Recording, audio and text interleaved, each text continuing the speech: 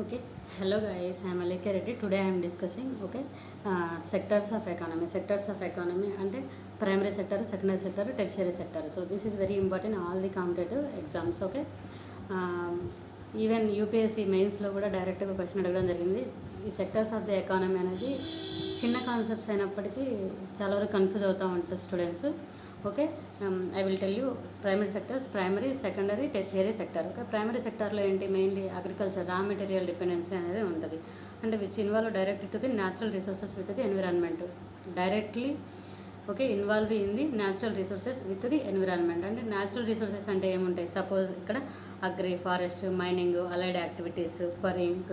అంటే మైనింగ్ కూడా, మైనింగ్ వచ్చేసరికి మెషిన్స్ యూజ్ చేస్తారు కదా, దాన్ని సెకండరీ సెక్టర్ కదా అని చెప్పేసి చాలామంది కన్ఫ్యూజ్ అవుతారు. But okay, agriculture sector mainly involve directly with the natural resources with the environment. అదేంటి agri, forest, mining, okay allied activities, quarrying.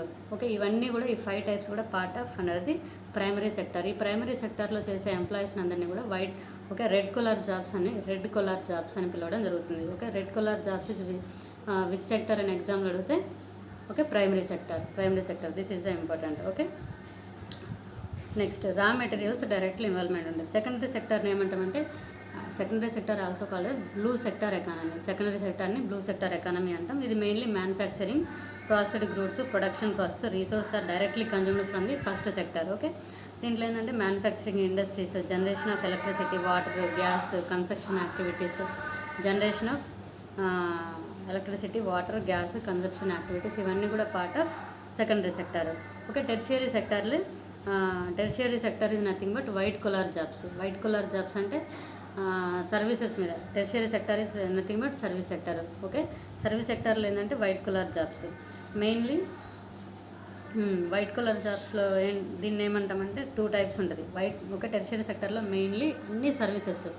Okay, banking, auditing, hospitals, trade, transport, real estate, educational services, any services అంటే bank service కానీ, legal service కానీ, auditing service కానీ, okay railway, whatever services are part of the tertiary sector. Okay, agriculture sector ఇవన్నీ కూడా primary. సెకండరీలో industrial sector, మిగతా remaining services అన్ని part of the tertiary sector. Okay, tertiary sector also classified in the quaternary and quinary. Quaternary అనేది knowledge based, quinary అనేది decision makers. అంటే క్వాటర్నరీలో knowledge బేస్డ్గా tertiary సెక్టర్లో ఉంటుంది. బట్ క్వినరీ అనేది more discussion makers, CEOs, bureaucrats.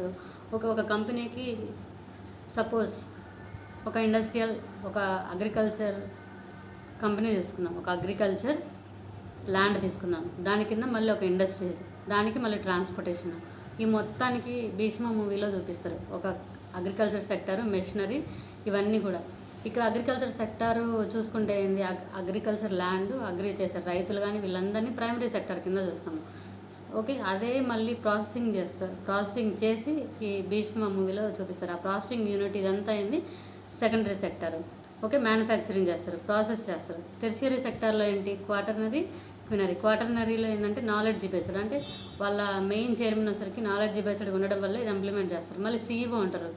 Okay, ఆ CEO ఎవరు, quinary కింద ఉంటారు. Okay, first one is red colour jobs primary sector, secondary sector blue colour.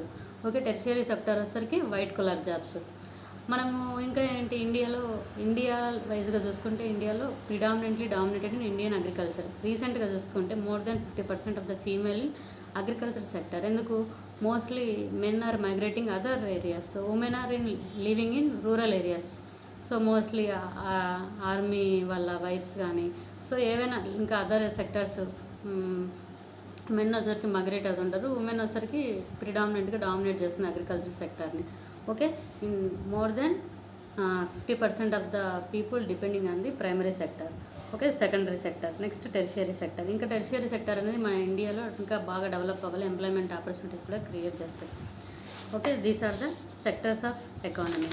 Thank you so much.